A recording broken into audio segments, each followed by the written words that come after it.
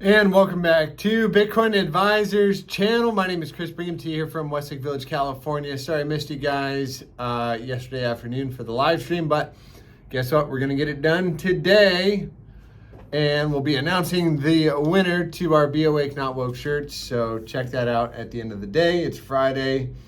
Everybody seems to think today's a day off, but Bitcoin never sleeps, needless to say.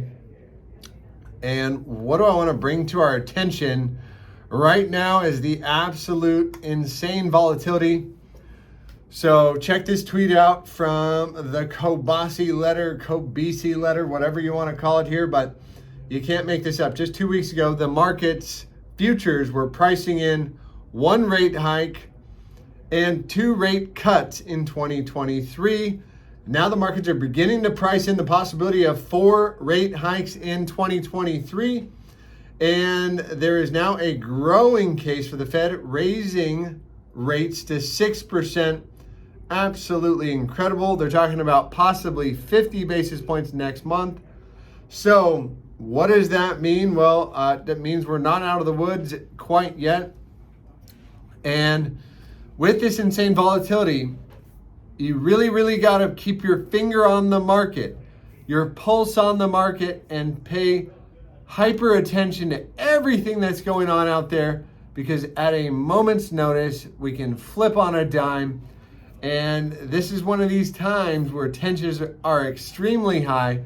And when that happens, guess what? The psychology of the market can just flip from bullish to bearish. And before you know it, you are holding a turd sandwich and not a bunch of Bitcoin. So another thing I want to bring our attention to is the VIX here, the volatility index. If I can find it somewhere here, Verizon VX1. That's not it. Is it it? I think that is. Let me see if I brought it up to the top of my stack here. The VIX VIX should be the symbol. And what I'm bringing up here is the fact that the VIX has actually been extremely low. Here it is. And when it comes to the weekly, in fact, so basically this, when the VIX is low, you expect stocks to go up. When volatility goes up, you expect stocks to go down. That's just traditionally what we've seen. And what happened yesterday, we had a big rally in the VIX, stocks came down. Bitcoin held its own, so some oddities in the market. And what else will I touch on really quick before I get into our Bitcoin analysis for the day is the Bitcoin dominance, and giving a shout out to the guys over at Crypto Banter, a guy I really like to follow. I forgot his name off the top of my head, but check out the Crypto Banter guys. They're pretty cool. This is the midline on the Bitcoin dominance. And as we've kind of, we got up here, came back down, cracking back above. What is my analysis? It's not, I really don't know. I don't remember what the guy over there was saying, but I did like this as a nice range for this. And I would expect Bitcoin dominance. Well, it looks like we're putting in a higher low here. As Bitcoin dominance goes up, you expect altcoins to get crushed against their Satoshi pairing, not necessarily their dollar pairing. So essentially, when you break the mid-range, again, let's see on the weekly time frame, putting in a higher low there as well, confirmed higher low. I would expect some continuation going into next week. So that does mean be careful with the alternate coins. And lastly, I guess, Bitcoin dominance, as it sells off, right? As it sells off, then altcoins seem to rally. But really quick on Bitcoin, before I get into the long-term analysis on the hourly and daily time frame, basically this is what I was looking for here. Yeah, so as long as we don't close any dailies back below 22,550, I'm still looking for some more upside continuations. if we're looking a little bit more on the short term, on the 4-hour time frame, yeah, this is the line in the sand, 23,500. As long as we're above there, expecting a little bit more upside. If we start to lose these regions, well, the next level down for me is going to be this guy at 20,800. So, you know, that could be pretty swift to the downside. Now, keep in mind that in the grand scheme of things, this is a 15% move, which that would be pretty significant. With volatility declining here on the 4-hour, we are getting that kind of mean reversion bounce. And what we'd want to see essentially is if we're going to remain bullish, is for this to tick up and for us to close above 23,450, and this guy to turn white. Not as important right now, but if we regain the exponential, get back in the bullish control zone, that's going to look good for some more continuation. And I do believe anything above yesterday's wick at 25,307 very likely gets us that continuation down up to about 28,000. I do believe we will get some selling pressure in that area. And volatility is continuing to increase and will remain the upside momentum as long as we're above 21,864. So back into Bitcoin and kind of the whole idea, I've kind of been obsessing over this idea because it's so important. It's called self-sovereignty. What that means in the digital world for Bitcoiners, and really the value proposition behind Bitcoin, involves the fact that Bitcoin is a censorship-resistant, peer-to-peer digital currency, internet native digital money. And so what is kind of the antidote to the surveillance capitalism which is going on? And you know, the fact is that the state and the government are encroaching further and further and further upon our lives. Most people knowing is not enough for them to give consent, but a lot of people are even approving. They're opting into this consent for Google to be basically peeking in your blinds from a satellite in space, or having Alexa in your house kind of reading your thoughts before you say them.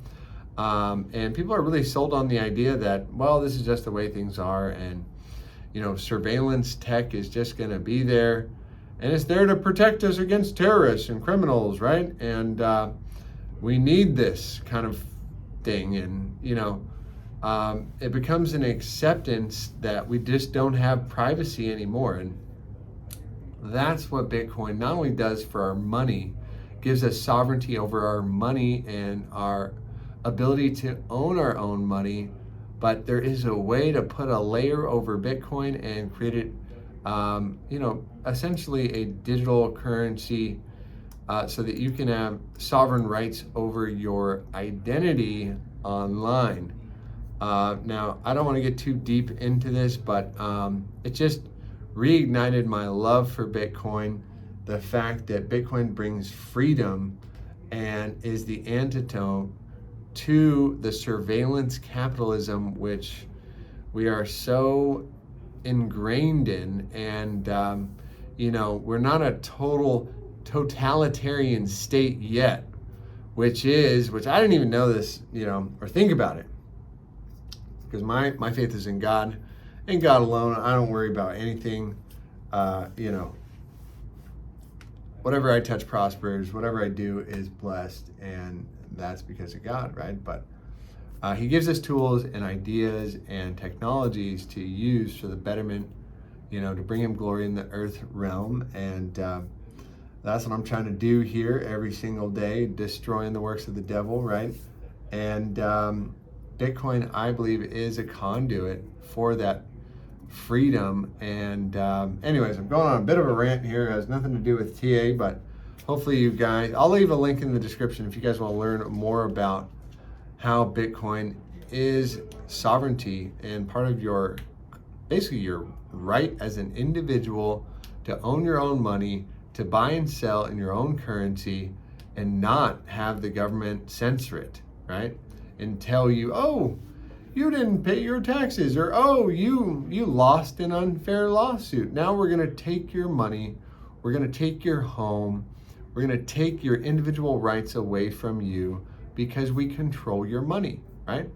They can shut your bank account off, they can garnish your wages, they can garnish your bank account, they can take the shirt off your back. And a absolute power corrupts absolutely, right? That's the great old saying. And so what's happened with the surveillance state and technology, Facebook, Google, Twitter, all these companies now, they have completely encroached on our basic rights. And now the government can take the shirt off your back and there's nothing you can do about it. But now there's a way for you to own your own money, your own private keys. You put them in your brain, right? Guess what? They can never take your Bitcoin. And that's amazing. And it allows you to send money regardless of who wants to, put the cramps down and say you got to pay the piper. Hey, you didn't take the jab, right? So now we're not going to let you buy meat for a couple days, or I could go on and on about this stuff, but I'm going to get back into TA and go back to my regular job and give you the charts, how I see them, and this is exactly it. So as long as Bitcoin is closing dailies above 22, call it 22.6, I'm looking for some more upside action to the tune of, somewhere up to about $28,000. If we start to lose this region, next stop down is going to be right here, really. So I'll pull that up, 21.5. If we lose 21.5, I'm going to expect that move down to the green box of peace and prosperity and death and despair. If we can just hold on to this region, well, it's still going to look good for some upside going into the next month.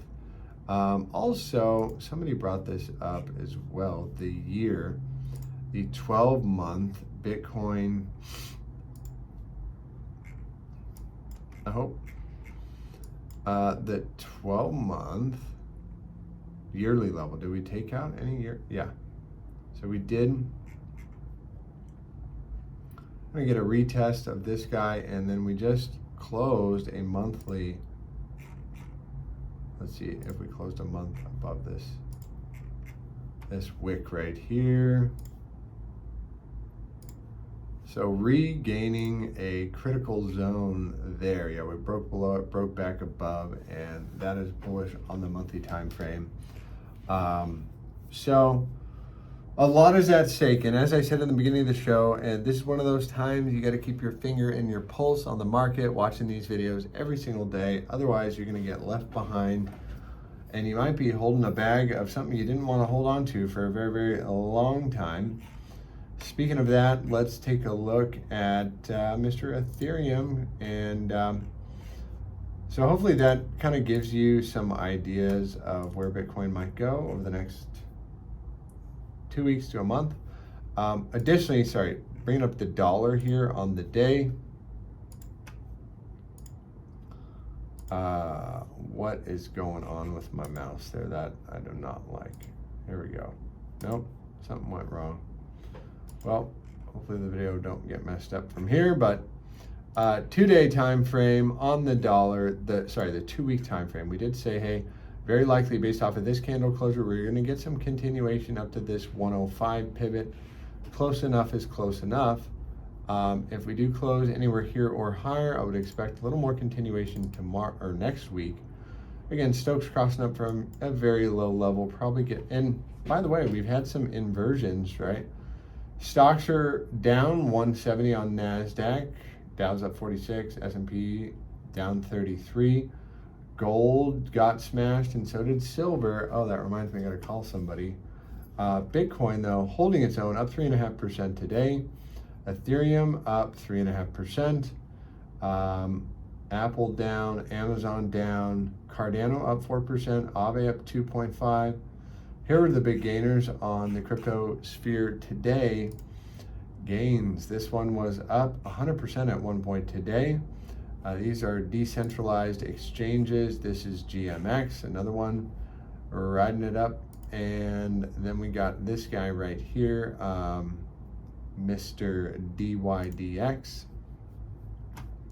Any other interesting news? Businessman. Oh yeah, this is something interesting as well. Businessman ETH. Okay, here it is. Here it is.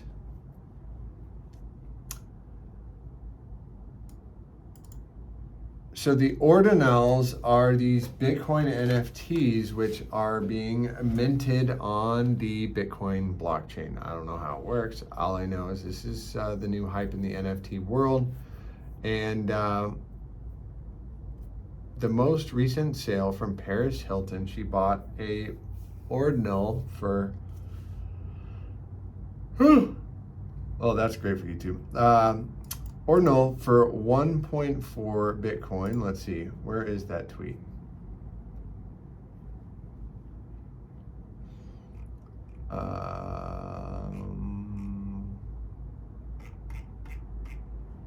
Tweets and replies. Come on, tweets.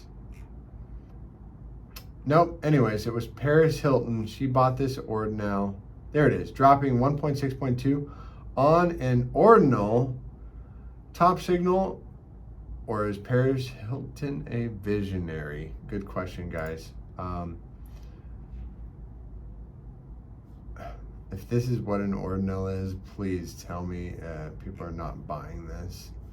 Anyways, I hope you guys have a blessed and highly favored day. I want to leave you with just a last couple of ideas here. Matic ripping strong to the upside, looking green and girthy. And if we do take out this wick on Mr. Matic, this is the last of the Mohicans. And I would expect basically this thing to run up to 209 and 288. Looking real strong. I like that. Getting in the critical zone, bullish control zone on the 5-day. That is the line in the sand, 176. And are we going to get some more upside? We will see. We shall see on the 4-hour time frame. I think she is really going hard in the paint after making all those connections last year with Starbucks and Disney. Matic looking strong. And probably going to get a run up to, oh, let's see, the breakout target off of this. Yeah, we're going up to Doggy Town. Let's see, on a wick basis.